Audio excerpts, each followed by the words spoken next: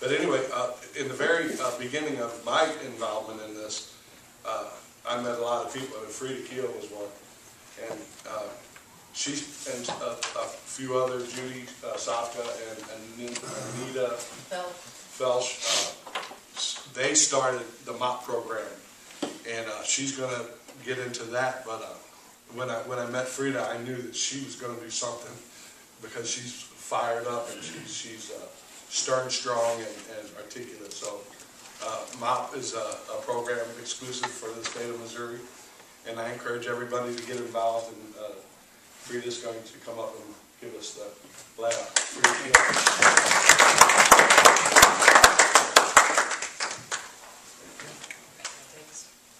Thank you very much, Pat, for those inspiring words. And thanks for inviting me to this group. I have heard about you for a long time. I'm glad I finally made it. Thank you. So here I am to tell you a little bit about MOPP, or the Missouri Precinct Project. This was our motto for the 2012 election. That's MOPP the MOPP. Didn't do so well. After the 2010 election and several unfortunate losses in St. Louis County, some of us decided we needed to do more than just go to rallies and stand on street corners besides. That's what we all did in 2009 and 2010. Judy Sofka, Anita Felsch from St. Charles County, and myself for St. Louis County decided to start MOPP. We felt it was important that someone needed to concentrate and revive the concept that all politics starts at the local level, specifically at the precinct level. The precinct is the lowest political subdivision in our governing structures. Up to about 30 and 40 years ago, the precinct captain or block captain was a well-known concept. Someone that would walk around the neighborhood on a regular basis, talk to their neighbors, keep them informed about what was going on politically in their communities. Not sure why we ever got away from that. I guess TV took over. It was too easy to just sit at home and watch television. But you don't learn everything from television. Well, we thought we need to revive that concept, and we have been pushing people across the state to get involved in their communities again. And I guess it is not so much just knocking on doors, although that is important. It is important to communicate with the people in our precincts and townships on a regular basis. And I know we have a committee person here, 2 of them, and they do that all the time, communicate with their people in their townships. There's 3 of us here. You're one, right? Yes. Yeah, you. Oh.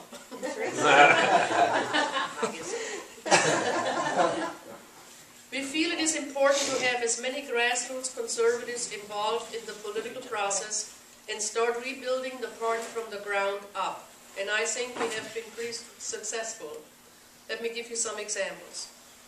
Out of 56 committee people in 28 townships in St. Louis County, they are now between 20 and 25 new people. And the 3 of us are new.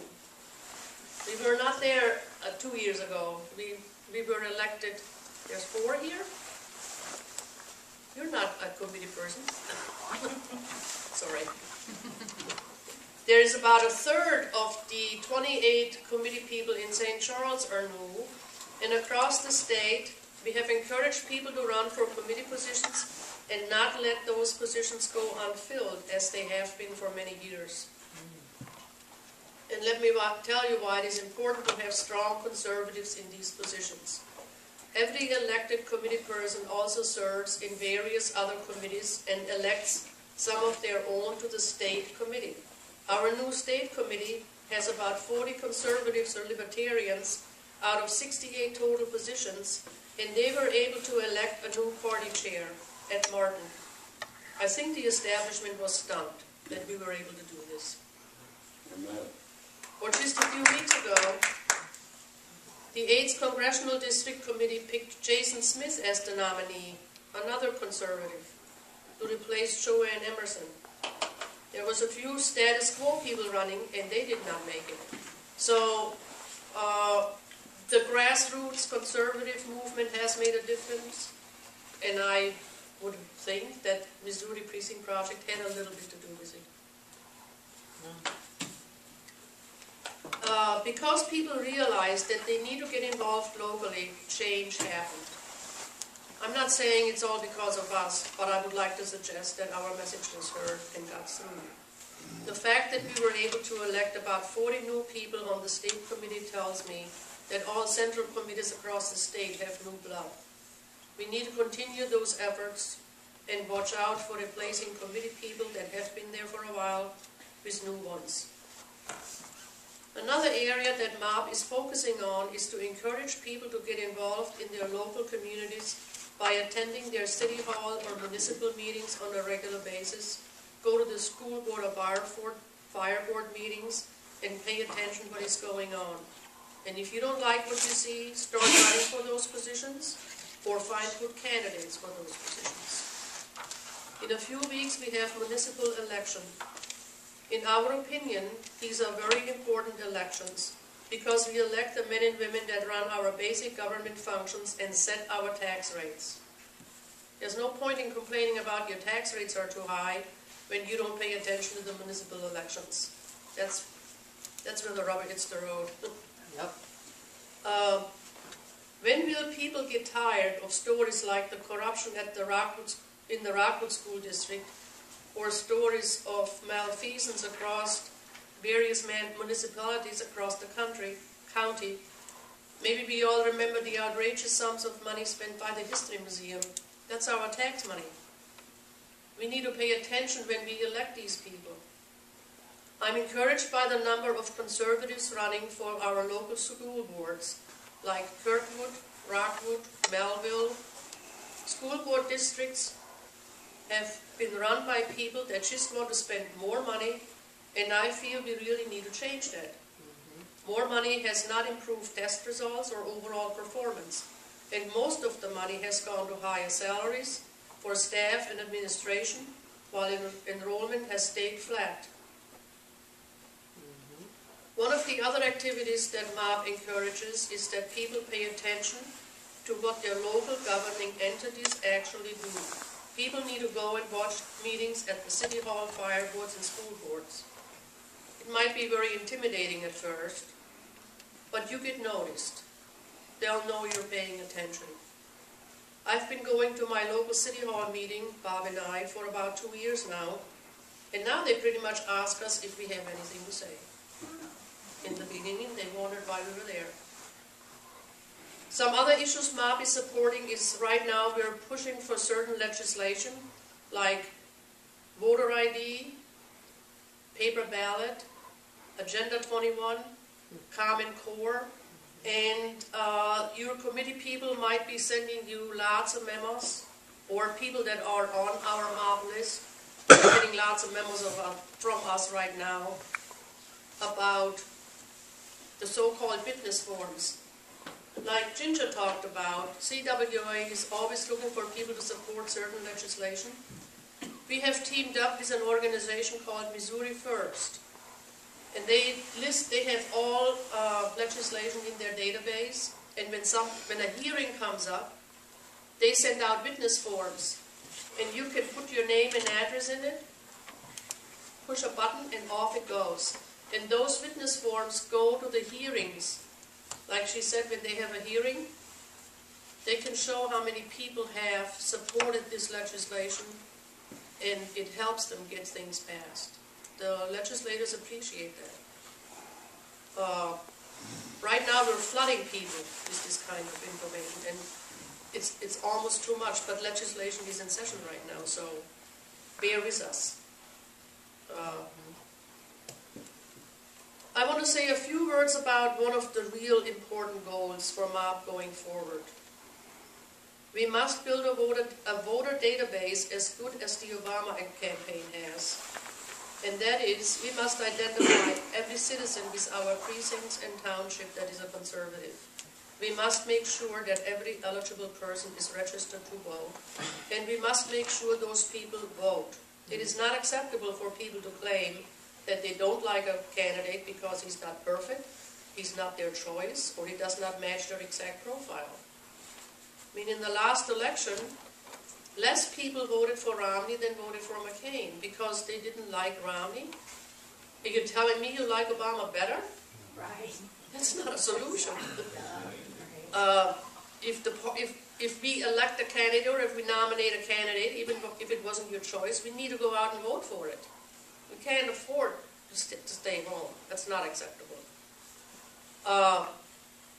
We must make sure that everyone who's in our precincts and townships goes out and votes and do whatever it takes to get that done. We cannot allow another election like 2012. I guess by now you're wondering about my accent. It is not from growing up in South St. Louis. I was born and raised in Germany during and after the war. I remember the effects of what the fascist regime imposed on the German people. I have been asked many times, how come the German people never spoke up while Hitler was imposing his rules and borders? And I did not have an answer. I think I know now what the answer is. And I ask you, what are we doing now to stop the evil that is being perpetrated on this country? Get involved, stay involved, and speak out. Don't stay silent. Thank you. Yes.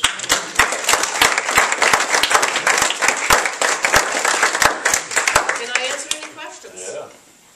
First of all, I'd like to say thank you for being here. Oh, you're welcome. Thank you.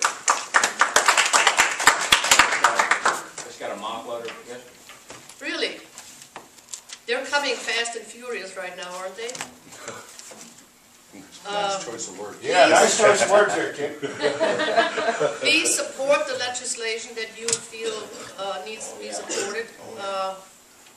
And legislation, the legislature ends in May, it'll all stop. Yes. You need to get on your email. I was just going to comment, you talked about the April 2nd election. So last night at Ron Larry's house, he has his twice a month meeting also on Thursdays out in Lake St. Louis. And he said that they had a list of, I think there are like 200 tax increases proposed throughout the state proposed on that April 2nd election. Right. So I just want to, I mean, I don't know if people are aware of that, but just... Americans for Prosperity, if you go to their website, yeah, Alex McCarthy was there last night. So yeah, FP. they list all the tax increases across the state. Yes. Be aware, there's a tax increase on the ballot for St. Louis County, Prop P. It's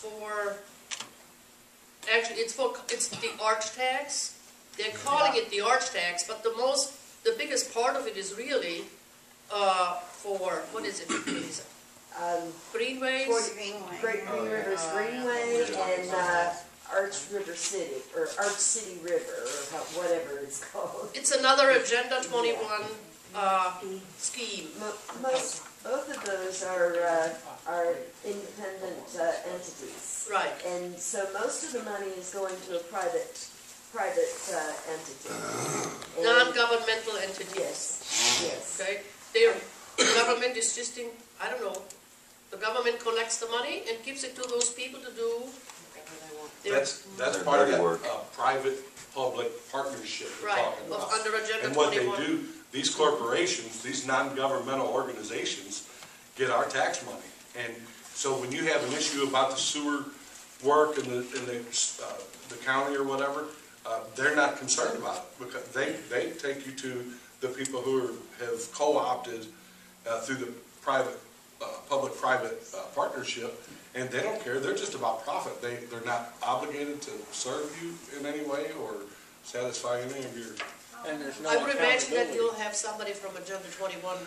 Well, and that's another thing We did too. last year This, when Lisa Finette spoke on it. yeah, and Lisa Finette. And I talked with her today because I came across this information. A woman in Colorado, she's, I can't remember her group right now, but she is deeply entrenched in battle with some city in Colorado. and she's making a big headway, and she's got a lot of good information. I watched some of her YouTube video, and it's just amazing how deeply entrenched this stuff is. But we can nip it in the bud on the county level. And that's like what Frida was talking about, and why I really think that getting this reserve precinct project, because I was talking to a lot of you guys about focusing on St. Louis County. That's why I got that map up there, so we could organize and get conservative people in each one of those districts, because we could get rid of Agenda 21 in St. Louis County. And there's counties all across America who are opting out because they're getting informed on just what exactly this public-private partnership thing's doing. And it's taking control out. By very definition, that's fascism. Right. But one thing I wanted to point out, that everybody here can play a part in this MOPS program. Right. Several of us here are committee people. You have committee people in whatever township you happen to be in. Contact your committee person and volunteer to be a block captain or a precinct captain. It would help them do their job, and you can be an active role in your immediate vicinity then. It is very important for people to get involved at the local level, in their own precincts. If a precinct is too much, just take your neighborhood, take your neighbors, take a group of houses around you, but start talking to people, help educate them, tell them to be involved. So what exactly, when you take your block or your neighborhood and you go to the door-to-door, what are you, how do you present yourself, and what are you talking about? You'll sign up with Missouri Precinct Project, and we'll tell you.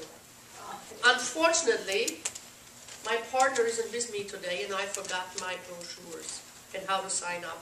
But let Pat know, he can let me know. Your website's right there. Right. Sign up at the website. Okay? Freya, what was that website you said to go to as far as the tax increases? Americans for Prosperity, AFP. Any other questions? Don't get back to the couch, okay? Get involved. We cannot afford not to be involved anymore. That's what the Germans did. They thought, oh, they'll take care of it. Here's what happened to them. The country was totally destroyed. I don't want to go through that again. Amen. Thank you.